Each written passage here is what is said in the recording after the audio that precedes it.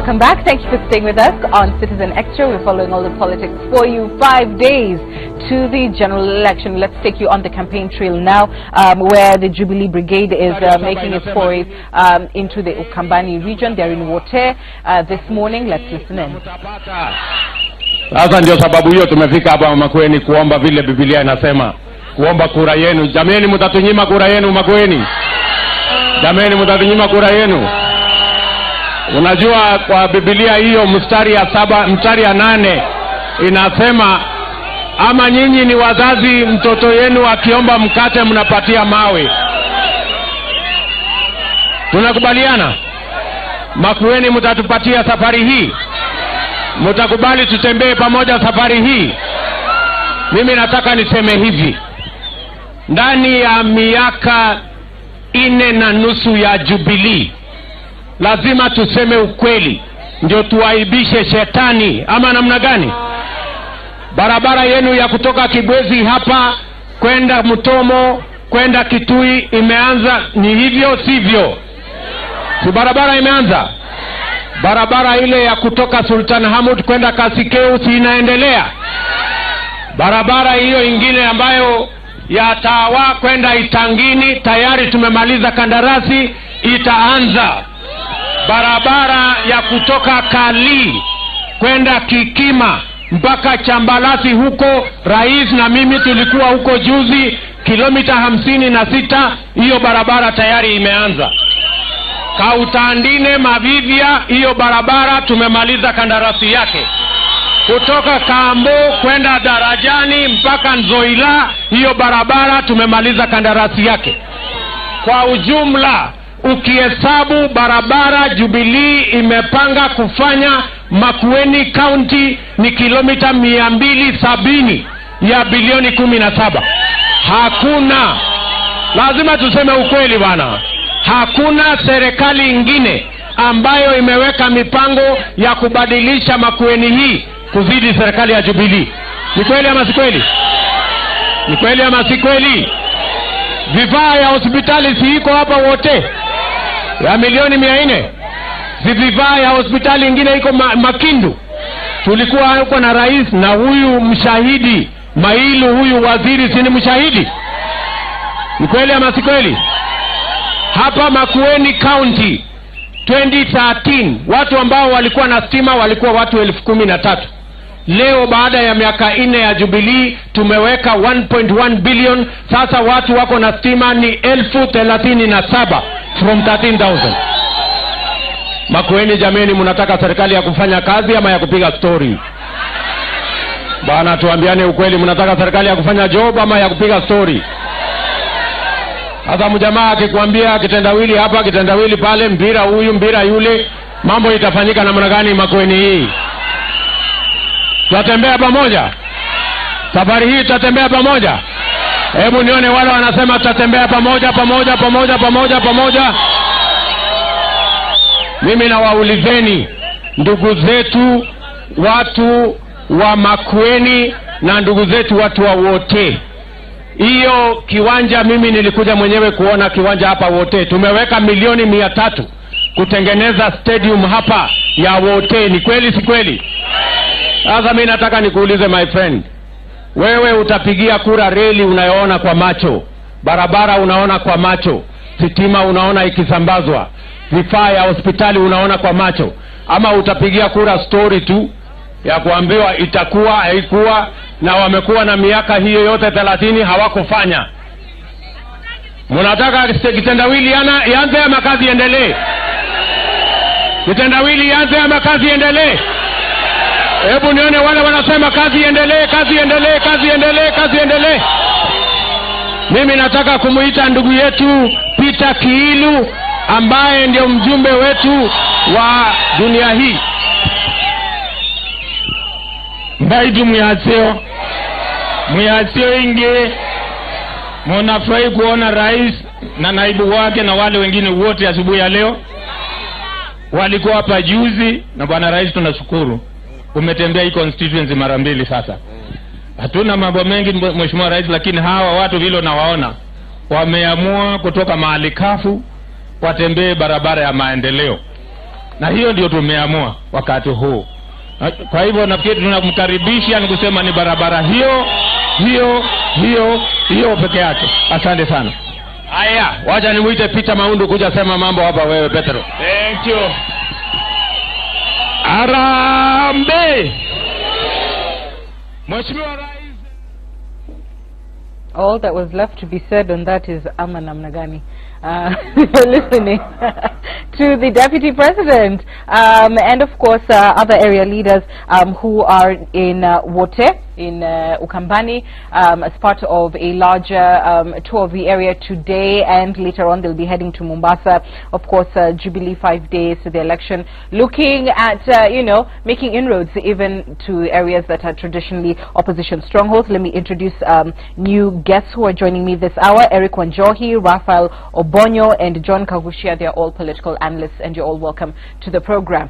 Danston, let me begin with you on this. And you know, in the previous hour we talked about NASA's you know, forays into the rift and their messaging there. Let's now focus on what we've heard the Deputy President saying, and it really he's talking about the difference between the politics of promises and the politics of delivery, painting Jubilee as the administration that has delivered roads, electricity, health infrastructure in a region that had not seen this sort of scale of development. In terms of your analysis of what national government has done, what devolution brought to the table, what are your thoughts in terms of the impact of that message? Will people be looking to Jubilee to credit them for new roads infrastructure, for the development of health facilities, for electricity, or is there a general perception, not fact, but perception that monies have been devolved and what we are seeing are the fruits of devolution? And I'll tell you for free, Jubilee has done tremendous work. This country, people claim they have no eyes to see. Jubilee's work is fantastic. The development agenda for Jubilee is top of the range. I concur with what the Deputy President is saying. The only problem I'm having is that night of Monday night. Will people vote because of SGR? Will people vote because they have a hospital around them? Or will people vote based on tribe? Voter registration was not based on development. It was based on a balkanized country. I wish Kenyans, because this might be my last talk here until after the elections, I wish Kenyans could vote based on development. I wish us Kenyans could be looking at a government that has delivered in terms of what it has promised its people. Then Jubilee will get 70%. The reality and the practical aspect is that even a person who has been carried by SGR, on voting day, he will tell you it does not exist. And when he takes back that train to Mombasa, then you ask him, you told me there was no SGR, but you were in it from Mombasa to go back to the village and vote. So the parameter of what a voter uses to vote is the determinant who wins. Jubilee has done the development agenda. NASA has rubbished that and said there is nothing that Jubilee has done. The question is, who the brain of a Kenyan voter, which is good music to that brain? The Kenyan voter, as I've said now, will look at the propaganda more than the reality, and that is the tragic of this nation. And that is the story. Having said that, then, Danston, because we're talking about the campaign messaging and the messages for these key areas so close to the vote, are you saying then this is not the time to sell the road, the electricity, the infrastructure in hospitals, etc., that it has to be a more emotive message? Don't speak to the mind, speak to the heart. Those messages of the mind are not spoken now. They'll be spoken on Monday. William Ruto knows very well. When he will go back to talk to his people, he'll talk in his own mother tongue. When Uhuru Kenyatta will go back to his backyard, he'll talk to the hearts of the people who vote for him. When Raila goes back, he will talk to the hearts of the people.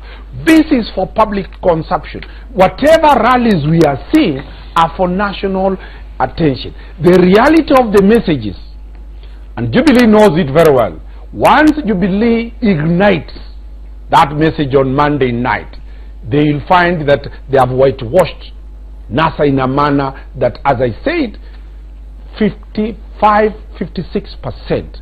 Any party that will get the tribal message to sink to the hearts of their voters will win by 56%. So to me, this one, those rallies, the people you are seeing there, the same people will be in a NASA rally tomorrow in the same venue. Yesterday, on Monday, the president and Jubilee was in Kisii, a neighboring county where I come. The stadium was full. Yesterday, Raila Odinga was there. The stadium was full. The reality of the voter will be decided when that coded message goes out on Monday. And the coded message can never be in platforms called political rallies. I wish we move ahead and get to the reality and vote for people who have said very well that Jubilee could have been re-elected by over 65%, because when you look at the country where it was and where the country is today, everybody will appreciate that you can see tangible development, tangible, strategic, planned, actioned programs that have timelines. But the reality is what will be on 8th of August. Thanks for that. Let me come to you, Raphael. What are your thoughts? Are we still, is this now a struggle for the hearts and minds, or is it for hearts only? And if it is, then what do you think of Jubilee's message in Ukmabani, and later in the day when they go to the coast? What should that message be? Thanks, Anne. I think first is to say that you know, we are in the last lap, and you know, as a country of marathoners, and I've said this before, as a country of marathoners, it doesn't matter what you did in the last 23 rounds. The last round is the most important, the 24th round. So what political formations do at this point is going to turn out to be the most important, decisive. That is one. But two, this race is tight. It is so close. You just need to look at the opinion polls. People are saying they are confusing. They're not confusing. All of them are pointing to the fact that it's a tight race, and it will be decided based on the undecided voters and the voter turnout, because there is no clear winner.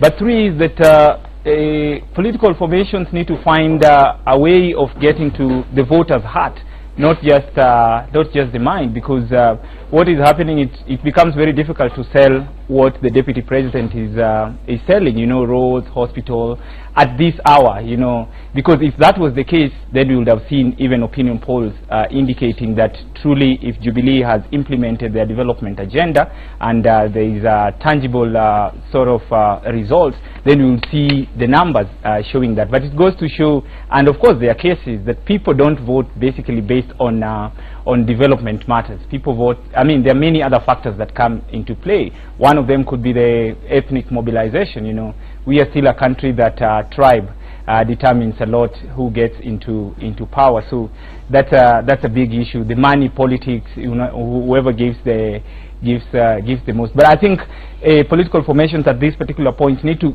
find emotional message to share with the voters, with the electorate, and to excite their strongholds. But having said that, I think it is important to remind politicians and viewers that voters are not rational people. You know, they do not think in a straight line, that if you did this for them, they are going to respond in the same way.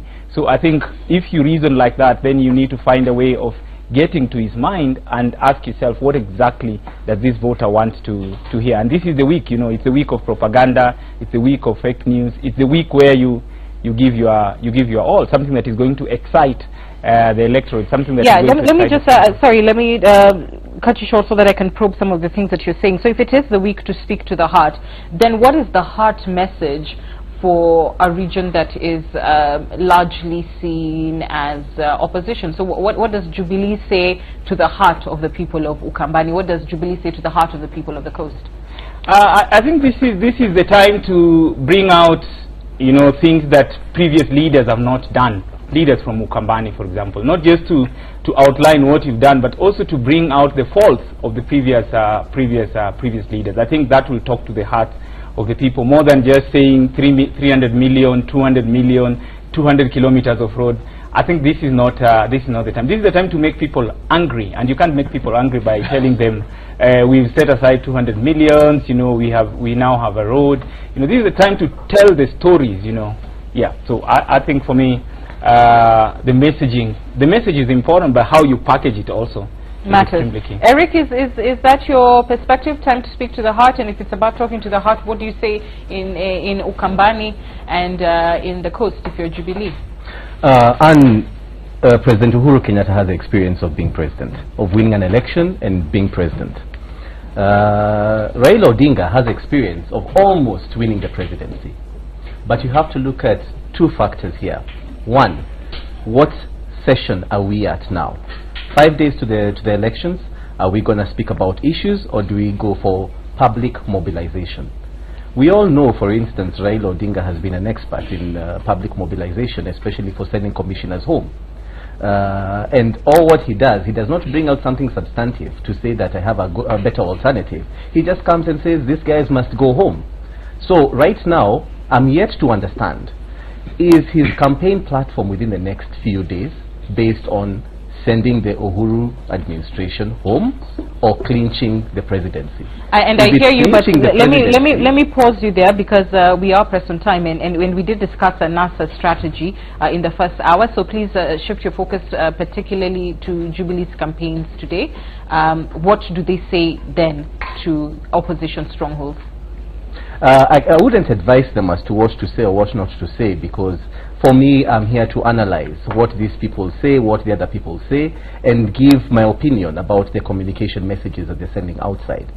One thing I can say for sure is that giving a scorecard right at this particular moment is not a good alternative, because you'll come up with all your scorecards, but if, for instance, the opposition drives the agenda for adopt a poll, for instance, that they've been pushing for, then all these scorecards will be thrown down the drain, because they'll actually be going for public mobilization. It really doesn't matter whether somebody has performed well or not. And notice one thing, Ankiguta, that if you're employed to do something, you cannot come and start saying that you're the best person because you did what you're employed to do. Eric, hold that thought. Let's listen in to the president. Na pahali ambapo tumefikisha, hii damu yenu ya Zwake iko hapa, ambaye itahakikisha ya kwamba jamii zote za kaunti 3 za Ukambani mpaka hata Kajiado wataweza wapate maji ya kutosha. Imebakisha tu tumalize compensation ya watu wachache. August hii kazi hiyo ianze, kwa sababu mwenye kandarasi tayari yako na kandarasi. Ni sisi tumesema wacha wananchi kwanza walipwe, ndio tusiwe na vita na wananchi. Wananchi walipwe, mwenye kandarasi aingie. Hiyo itumalizie shida ya maji hii ambayo mnataja hapa. Wenzetu sisi tulisema watoto wetu hawatalipishwa kufanya mitihani, ni watoto wa Kenya wote mpaka watoto hapa Makueni. Wasema ya kwamba wakina mama wajifungue bure, tumefanya. Hapa wote tumeweka shilingi milioni 400 kuimarisha vifaa vya hospitali. Title deeds za Malili na hizo zingine zimetajwa na Konza, tayari hiyo inakuwa printed, na tumesema serikali ilipe ndio wananchi wapatiwe bila malipo. Wenzetu tayari Konza City headquarters ndio hiyo imeanza. Tayari tumenegotiate na serikali ya South Korea. Serikali ya South Korea is going to be the first institutional investor in Konza City. Hiyo ni kazi kwa vijana wa hapa. Infrastructure ya Konza City tayari imeanza. Mimi siongee ile mtu hawezi kuenda kujionea na macho. Tunaelewana? It is moving on. Lakini nyinyi watu wa Makueni mumekulwa na hiyo kitu ya kila mara kuambiwa story, form way, pathway, sijui nini mnazungumziwa hapa. hiyo hamwezi mkule. I'm telling you. Na mimi nataka niwahakikishie, sisi tunawaomba kura, hatulazimishi. Nyinyi mtapiga pahali mtataka, tunaelewana. Lakini sisi tunawaambia huyo mtu ya kitendawili safari hii tutamsort na tutamsort kabisa. Anawaambia, unaelewa vile nawaambia jameni? Wacha apige story yake ya magazeti, wacha apige story yake ati anaibiwa, wacha apige story yake ile anapiga, wacha aendelea na matusi. Mimi namwambianga matusi haitanisababisha nikose kulala, nitalala usiku na niendelee na kazi. Tunaelewana wenzangu? Lakini nawaambia kitendawili safari hii ataenda nyumbani na ataenda nyumbani na ataenda nyumbani. Na ndipo mnasikia nikiambia mwenzangu Kalonzo, najua ni mtoto yenu, najua na mnampenda. Mimi namwambianga jameni, wewe njoo tufanye kazi, tuendeleshe Kenya hii. Wachana na hii mambo ya kitendawili hii. Huyu mtu akupeleki pahali. Na mimi sisemi yale mimi nimeunda, naongea yale yeye mwenyewe alinifundisha, ya kwamba huyu mtu hakuna pahali anapeleka watu. Tunaelewana wenzangu? Tunaelewana? Aje tulete maji, tuendelee kuongeza stima, tujenge barabara, Uhuru waende retire 2022, washikane na huyu mjamaa William Ruto waendelee na kazi. Tunaelewana? Wawachane na mastori mingi. Mastori mingi hakuna hakuna pahali inaenda. Hakuna pahali inaenda. Hata ninaona wakubwa hapa naona nyuso zao, kwa sababu wote ni wakodi hawa. Najua wanaona walipatiwa kazi na wale wengine. Wajue pikipiki zile wanatumia, allowances ambazo wanapata, wajue ni serikali ya Jubilee wenzenu walikuwa wanawafukuza. Kwa hivyo nyinyi, kwa sababu labda mnakuwa na fikira tofauti, tutaonana na nyinyi baada ya uchaguzi, nyinyi tutasoti. Tunaelewana wazee? Tutakuwa na nyinyi. Msione sisi hatujui ni nini inaendelea dunia hii. Tunaelewa kabisa. Tunaelewa kabisa. Unajua ni vizuri mimi sijui kudanganya. Mimi naambia mtu nikimwangalia na macho. Si namna hiyo. Si namna hiyo. Hali namna gani? Makueni mtatupatia kura jameni. Mtatupatia kura yenu. Tutaunda serikali pamoja na nyinyi. Tutaunda pamoja na nyinyi. Tutaunda pamoja na nyinyi. Tutatembea pamoja. Hebu nione kwa mikono ni wangapi wanasema ya kwamba tutatembea pamoja. Mimi nasema Mungu awabariki Makueni. Mimi nasema Mungu awabariki. Ila mimi nitaomba kwa nyinyi wote ambao wako hapa, wale wako kule, kila pahali, sisi ni watu ya amani. Tunaelewana? Piga kura, enda jumani, ngojea matokeo. Sisi hatutaki shida kwa taifa letu la Kenya. Na kwa yule ambaye ako na fikira ya kwamba atatoa shida,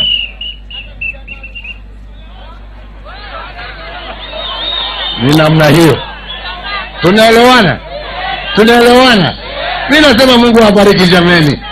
Mungu awalinde na tutaonana tena. Asanteni sana. God bless you. Wapi makofi ya Mheshimiwa Uhuru Kenyatta? All right, the president in a somewhat animated, somewhat conciliatory appeal to the residents of Wote seeking their votes. John, your thoughts on his message? He's talked about dams, compensation for people whose properties are being used, for development projects, free maternity, title deeds, work, ongoing cons of city, striking a conciliatory tone again with Kalonzo Musyoka saying that this is a man that Jubilee is willing to work with. In fact, pointing at 2022 2022, and saying that he can form a government with his deputy William Ruto. He's also talked about the adopter polling station policy of NASED, giving a veiled but stern warning that the administration will not look kindly to anyone seeking to cause trouble. Your thoughts on this message for this region? You know, and I like starting my analysis from somehow the figures and the trends that we have had. If you go to Makueni, you find that the registered voters that we have now is about 423,000, and that is an increase of about 42% from what we had last time. And I'll tell you, the turnout there was 85%. And the people who voted for President Uhuru Kenyatta in 2013 was 5%. And I think to begin with, that acts as an advantage for the Jubilee government. The fact that they are dealing with an area where last time, where they did not go to campaign much, they had 5%. That then means that if this grows to something like 20%, it can only mean a positive impact in their campaign.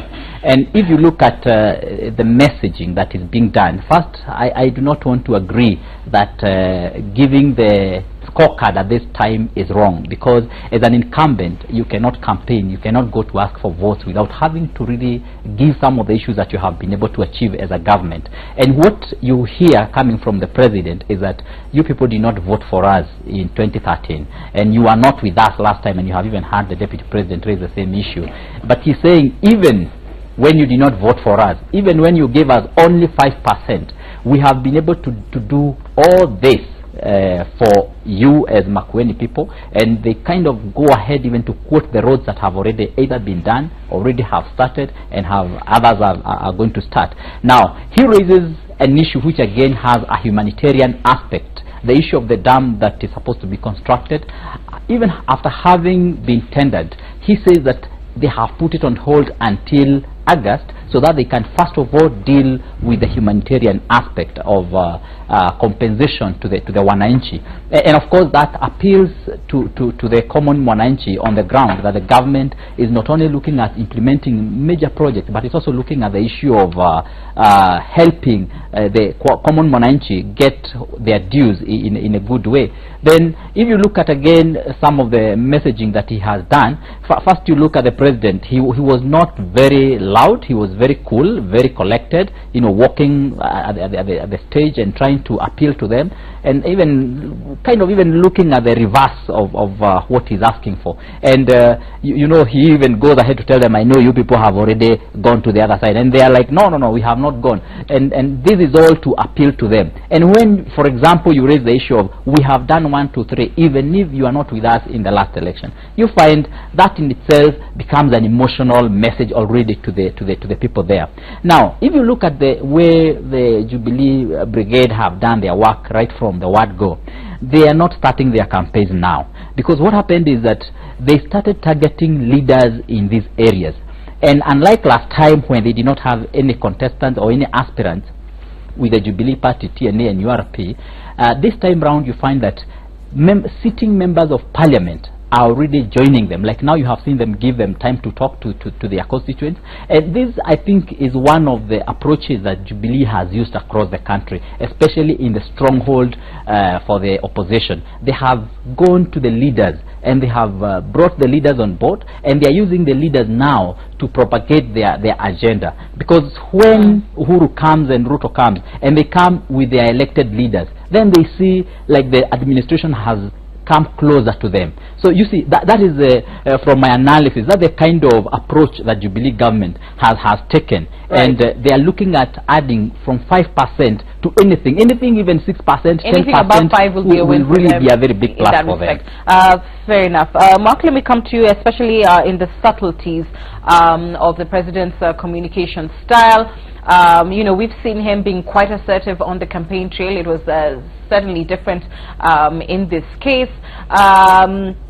Again, like I said, more conciliatory. He's taking his time, picking his words quite carefully. What did you think of that? And is it a tone, you know, saying tumekuja kuwaomba? We're really here just, you know, begging, pleading for your votes, despite the fact that, you know, you may have made up your minds. What do you think of that sort of approach?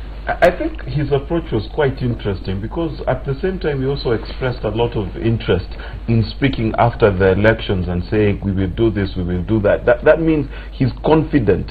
He portrays confidence.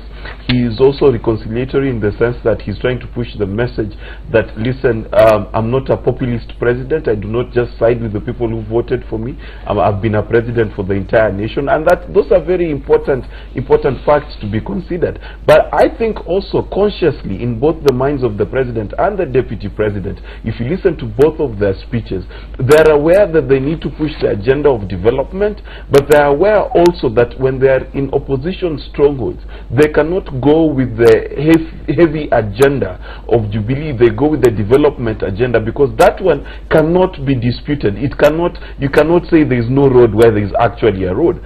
So using that as an entry point, then they're able to ask for votes, and how they've asked for it's very interesting. The tone that the president has taken is very conciliatory, talking about development, and development will continue despite whether they vote for him or not. And that's a very important thing, because it's also elevated him to be the kind of person who's nationalistic in his speech. He sounds like he's the president of the entire country and not just the president of an electoral vote, which is very important, because I've said once here before that what we need in this particular election is the understanding that we're not just winning an election, we have to win a nation thereafter. And that's a very important narrative, and that drives the agenda. Why you've seen both coalitions, and in this particular case Jubilee, in what is considered a NASA stronghold, pushing the agenda for two reasons. Number one, whoever wins this election needs to be seen as the president of Kenya and not the president of those who voted for him.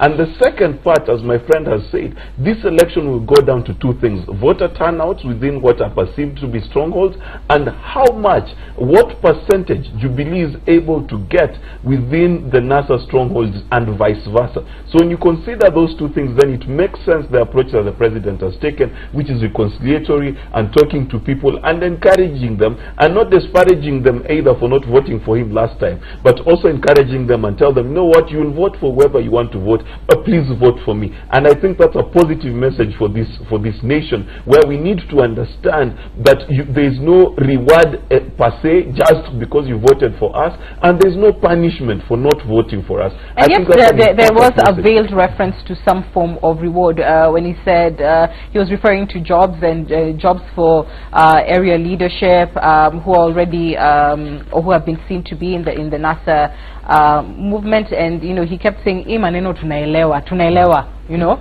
we know how it goes. What do you think that speaks to, and is that also a persuasive argument to the extent that are voters motivated by where they will see our guy will be here? I don't think that's the case anymore in Kenya, and I just want to give a case in point of Matiang'i, the cabinet secretary. His dominance within the news and within being the star of the cabinet actually has not necessarily translated to a huge following within the Kisii people. And the reason for that is very simple. We have county governments now. County governments have demystified government and brought government down to the level of the people. So promising positions, whereas during the Moi regime and Kibaki's regime it was a powerful thing to push, I don't think it is as powerful, because now Kenyans have seen that government has decentralized itself down to where they are. So it's not about positions actually. I think this particular election is going to be about, unfortunately, tribe and what our tribal allegiances are, and secondly, the belief and hope that somehow if we vote in this person, things will get better. In the case of Jubilee, things will continue to get better, or in the case of NASA, things will get better in a different way.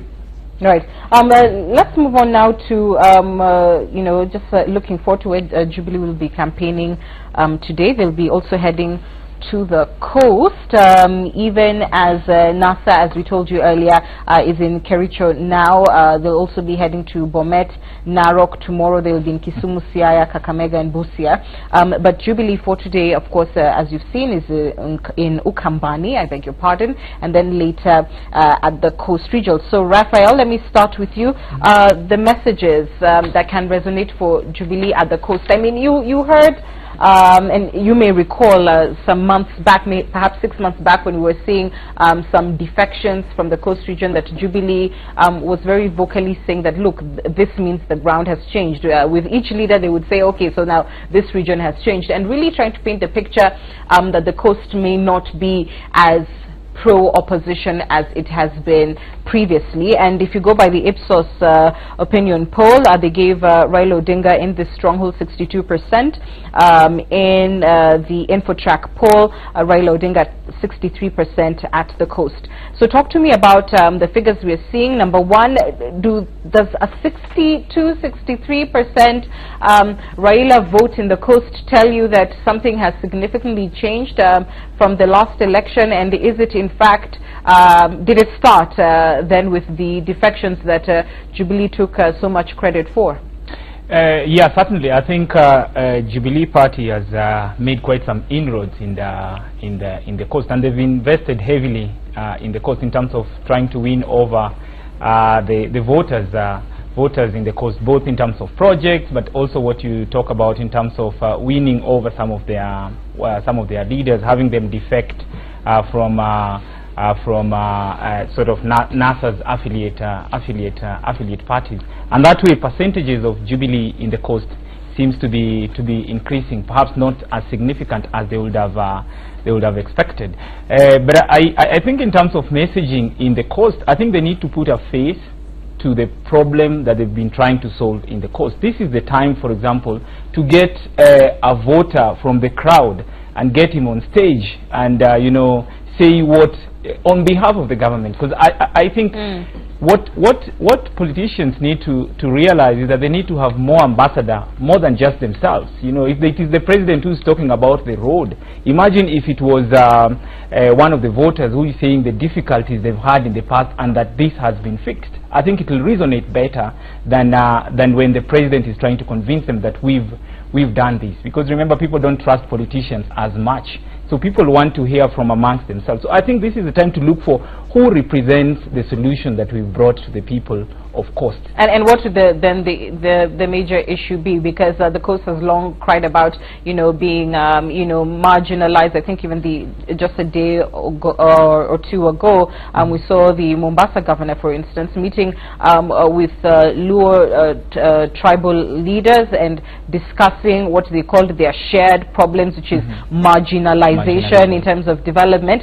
By the way, a narrative that they're selling when counties now have money and an equalization fund is in place to undo any perhaps past ills. But that having been said, so what would the coast solution be? Would it be, look, you have not been marginalized, look, you got roads, electricity, etc., or is it more about land? Which issues do you think are still really front and center for people at the coast? I think land is an emotive issue, and that is what perhaps will sell in the coast. I mean, the number of title deeds, but also put a face to that of who has received this title deed. Can we have one of them?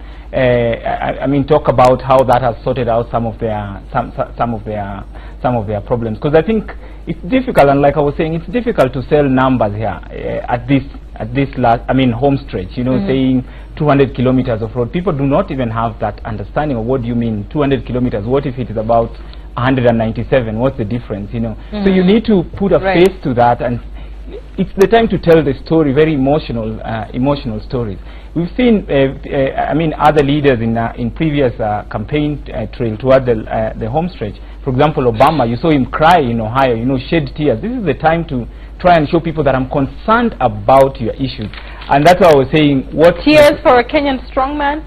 Oh, maybe not tears, but you need you need to show some emotion that truly I connect with you, I feel your problems. And look, we even try to sort it out. You call even someone from the crowd, wapi na nia hapa, ulipata moko. This is the time. Yes, this is so that people see that you're not talking about imaginary things, you're talking about real stuff. This is the time to be real as much as you can.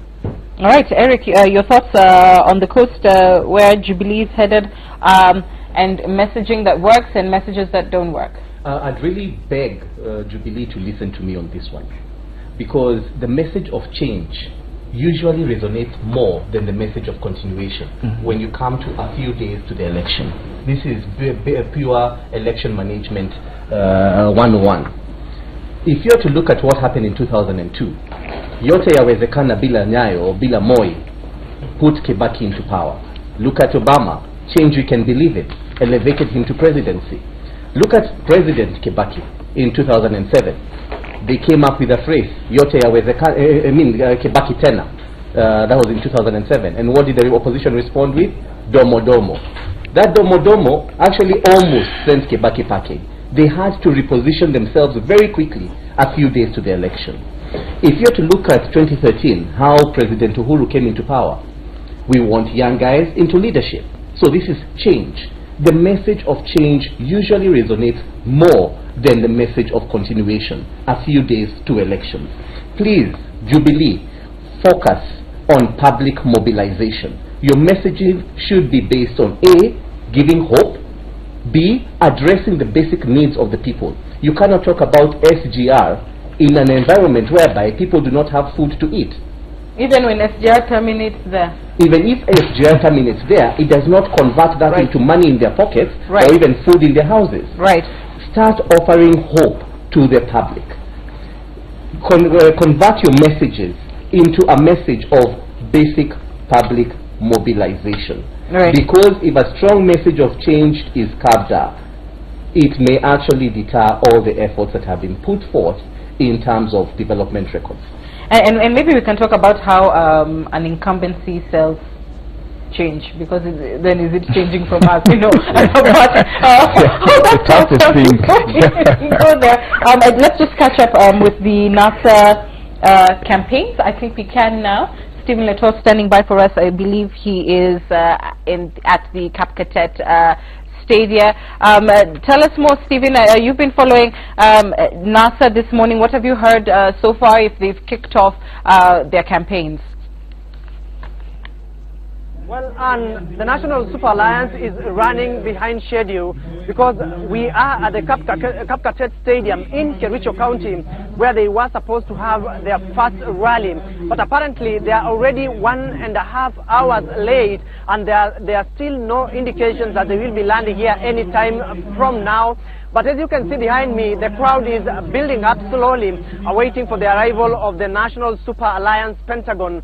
But we cannot really confirm the time that they will be here, because we understood they were supposed to be here at 10 a.m.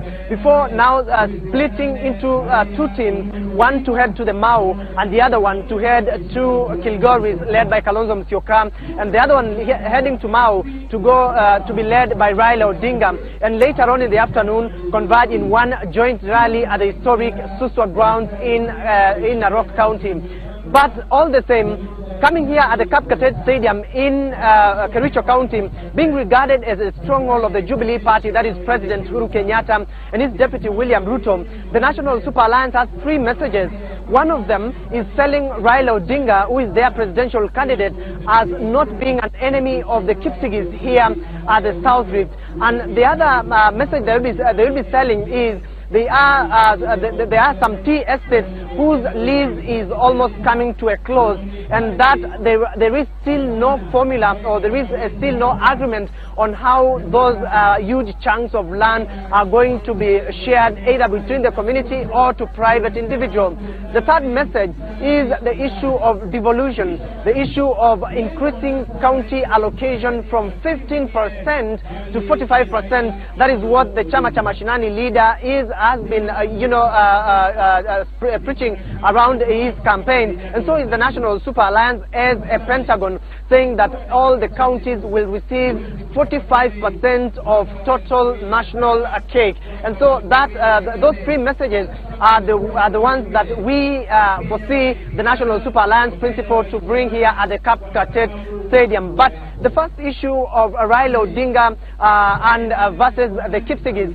Remember, in 2007, this region voted literally to the last man to Raila Odinga in 2007 when he was a presidential candidate of the Orange Democratic Movement Party against his opponent Mwai Kibaki of PNU by then. And it is that Raila Odinga really wants to convince the locals there in Kericho County to remember their close working relation between him and the community here in South Rift and ensure that they get a small slice or some number of votes in the August 8 polls. That is on Tuesday. But of course, you know, Kericho County has 375,000 thereabout a number of registered voters who are going to participate in on Tuesday during the election, and it is that amount, and it is that the National Super Alliance intend, you know, to see whether they can get a stake of that particular number of votes here in Kericho County. Where they will be headed to is Narok County, slightly lower than Kericho. It has about 341,000 registered voters also participating in the August 8 polls, and it is that number that the National Super Alliance says it is not going to take anything for granted, and every vote will be counting for them. And that, remember, this is the stronghold of the Jubilee Party, and there's them, you know, trying to look for votes in several constituencies here is an advantage to them in the run-up to the August 8 polls. And so we are still waiting for them to arrive here. We see what message they will be having for the people of Kapkatet, the people of Narok, and later for Suswa grounds in that end. But most importantly, their sensitization to ensure that their supporters turn up to vote. They are saying that so far their supporters have registered a good number of votes that is a good footing for them for Tuesday. But what they are now worried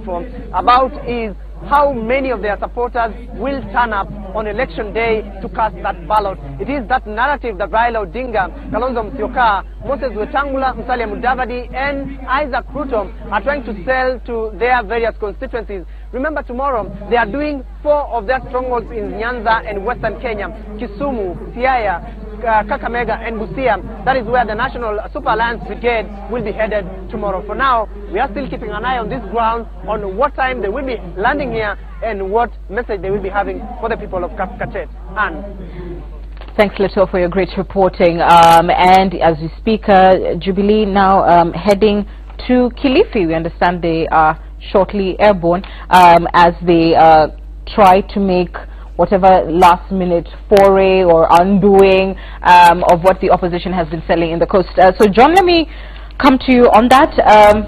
You know, Leto is talking about voter turnout being key to determining how elections go, and obviously that is front and center for every politician, particularly in the presidential contest. But having said that, when you're in the opposition area, you probably won't be saying, you know, go out and vote to the last man.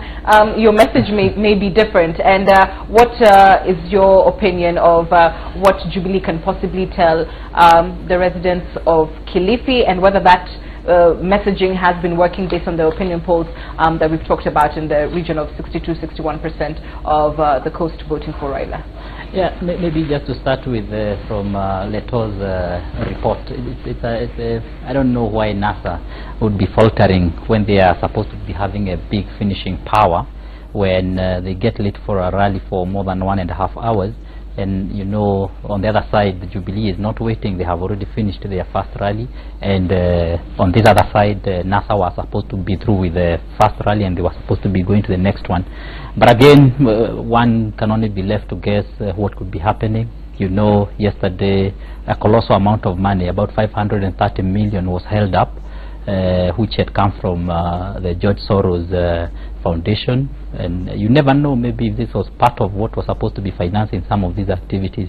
So come now, John. I don't know, but you know, you can You're referring to the know, request to have the accounts of Rosemary Odinga frozen in terms of you know, the campaign funding, but we do not know in fact if there's even any truth to how that funding came to her, what its purpose was, etc.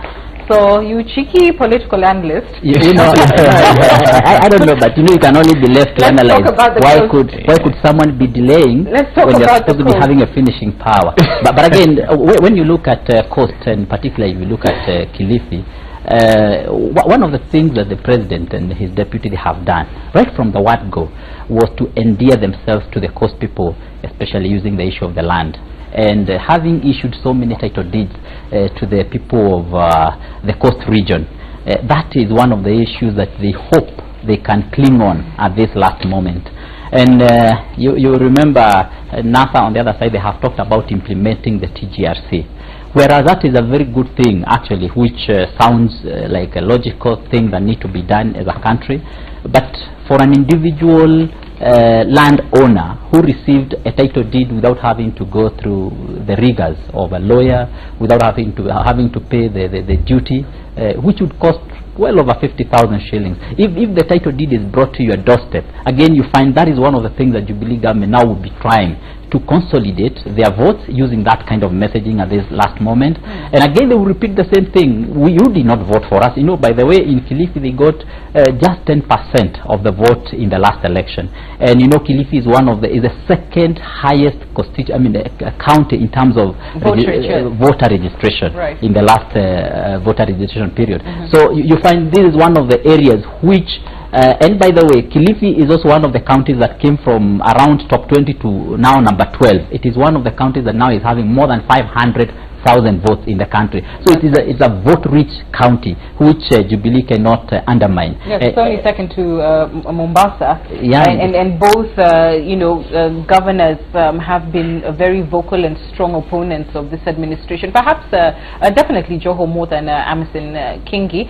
Could you just talk about those dynamics and what it means for Jubilee going into the coast after it has had this very loudly acrimonious relationship with the figureheads, the barbers of the region, if you like? Oh no, that one they had to posture themselves completely, because there is no way Joho and Amason Kingi were going to allow the Jubilee brigade to get into coast, and they had ensured that they have put all the barricades to ensure that there is no penetration to that area from the Jubilee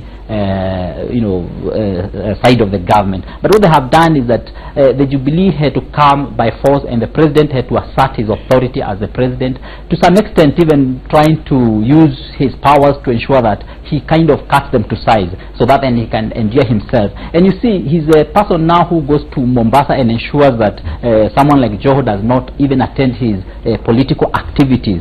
And even the official activities, to some extent, he said, if you come to my political meeting or my meetings and then you disrespect me, then the best thing is to keep you off. Then, and you see, that as much as it has given Joho a platform to campaign for himself and has given him a lot of popularity, what it has also done is that it has also helped the president to have a direct grip to the coast region, and it has also helped him to elevate also other leaders. Look, like in Kilifi now you have someone like Mungaro, and you have several other leaders who are going to be propagating, or who have been propagating the Jubilee agenda in that area. Again, I say this is a strategy that Jubilee adopted right from the word go, and that is maybe something that could be an advantage for them, because they started endearing themselves to these leaders, getting them on board. And if you look at the by-election that we had in Malindi, when one of the MPs was actually nominated into the cabinet, if you look at the kind of votes that the Jubilee candidate was getting at that time, and if you look at what was going to the other gentleman, I mean, the difference was very, very marginal, as opposed to 2013, where the difference was a very big difference. So it means that in a way they have been able to penetrate this area, and what again they will be looking for is to add their vote from 10% to anything above 10%. And if they do that again in this vote-rich area, they will be ahead. Yeah. But I suppose, with polls talking about 61–62%, so the difference really, as some of my analysts said, may not be going necessarily to the other fringe presidential candidates, but maybe for Jubilee. We'll see. We're coming up to the top of the hour. Perhaps I have just 1 minute. Final comments from you all. 5 days to these elections. What are you watching for that you would say will be critical to how Kenyans will vote in the next 5 days? You have a minute each. Perhaps we can start with you, Mark. The country is at a very interesting place in its history, where we are looking at a nation where for the first time we are having elections properly under the new constitution. Properly, we've seen what governors and senators and MPs can do. So it's going to be interesting to see how Kenyans will make decisions as far as gubernatorial races are concerned. The presidential election, again, the IEBC is more prepared than it's ever been in my experience of elections across Africa as well. So we have a lot of confidence in this election going into it. Now our hope is that sticks to it. We hope that there'll be no new crises to deal with, and if that is the case, then August 9th is going to be a very interesting time, because we all know that the presidential results will come first. And what is important as a nation to understand, and this is very critical, if today Raila Odinga is in the heartland of Rift Valley, and Uhuru is in the heartland of Ukmabani and Coast, that tells you that we are still one nation. And after this election, we can still have a nation that is united. And I think that's the most critical message for us, whoever wins. Eric? First of all, is to advise Jubilee as they go into the coast region, please focus on the message of inclusivity. The messages that have been against you in the coast is of exclusivity, and people need to now start understanding that they are part of the current government structures, and they are actually beneficiaries and will continue being beneficiaries in future. Taking a strategy like going to give people title deeds a few days to the election may work against you somehow, because you may be strengthening the message that the opposition has been saying, that you've been excluded for 4.5 years, and it takes the president a few days to the elections to come and give you people title deeds. It may somehow work against you. However, as Kenyans, we need also to look at the sovereignty of Kenya. The opposition has been very emphatic of calling FBI to come and investigate, to carry out our local investigations, calling on the international community to come and run our electoral bodies. Let us stick to our sovereignty. These people who run these institutions, independent institutions, the police service, are Kenyans, and they are the ones that we have bestowed the responsibility of administration to. If a leader does not trust you as a Kenyan, saying that I don't trust your police or I don't trust your independent bodies, you have no basis of voting for a person such as that, or even entrusting them with your vote. Right. So be very careful, Kenyans, of who you vote for, and let us maintain peace and national cohesion. John, what you're looking at for in the next 5 days? One of the things is from your earlier discussion, you talked about the Monday night, but when it comes to the decision making, especially on who to vote for, and at times I like to look at it from the decision box. When someone is given that ballot paper and they enter that small decision box, that is when now they have to decide who to vote for, and there are some things that go on in their minds. And just 2 days ago in my house, my wife asked me, now because we vote in some village in Mokoroine, she asked me, so now when we go there, whom are we voting for? And I can tell you the discussion which we had there left me thinking very seriously about what goes on in the minds of voters when they are making their decision on who to vote for. And I'm happy she brought it up, because then we had to discuss this about 7 days before the election. And I know this is going on in the minds of many people, and even you, I know yourself, wherever you vote, you may not even have known exactly who you will vote for. But what is going on in your mind today as you decide who you are going to vote? As Kenyans, we have every reason to ensure that whatever decision we make on who to vote for, we must put this country the first, and we must ensure that we have a nation come 9th. And I'm happy because the election results will be known so early, because again of the system that we have taken. And I know that for sure violence is not anything that we are going to condone as a country, and we pray to God that He will help us to have a united nation come 9th of August. And you've said so many important things, but I think everybody's like, wow, she asked. Yes, she did. Seriously, what a lovely wife you have. Mark here is like, nobody asked me. Mark, pole. Okay, yes, Raphael, your final words. No, I think for me this is, like I say, the home stretch for politicians is the moment for assurance, and I think it's about assuring their strongholds, exciting their strongholds, and assuring them that we are winning. Please come with us to the finishing line. But I think I would advise politicians not to be reckless in assuring their strongholds. I mean, this is a competition, and I think election is about strengthening our democracy. It's about, it gives us a great opportunity to ensure a peaceful transition of leadership. So I think even as much as we want to win, I think it shouldn't be at all costs. So I think for politicians. For IEBC, I think I've now turned to the referee. I think we are done with politicians. They've given us their manifestos, they've given us their promises. I think now it's the referee, and I think the referee should do nothing less. They owe us nothing short of free, fair, credible, and peaceful elections. And to the voters, I think we are asking for good leaders. We must be good citizens ourselves. We cannot demand for apples when we ourselves are actually cactus. So I think we need to make sure that we are actively engaged, responsibly engaged. And lastly, it's not just about voting. I think we must ask ourselves, what are our voting issues? Employment is on the ballot. Good leadership that you're looking for is on the ballot. Affordable healthcare is on the ballot. So if you fail to vote, you will be failing yourself and you'll be failing the country. So please, let us all remain engaged, and let us use this opportunity to shape a better future and a better country for all of us. And I thank my guests this hour and throughout the 3 hours we've been on the air for their views. We're taking a short break, but don't go anywhere. Citizen Extra continues in Swahili. Salim Swale is up next. I'm Anki Guta. Have a lovely day.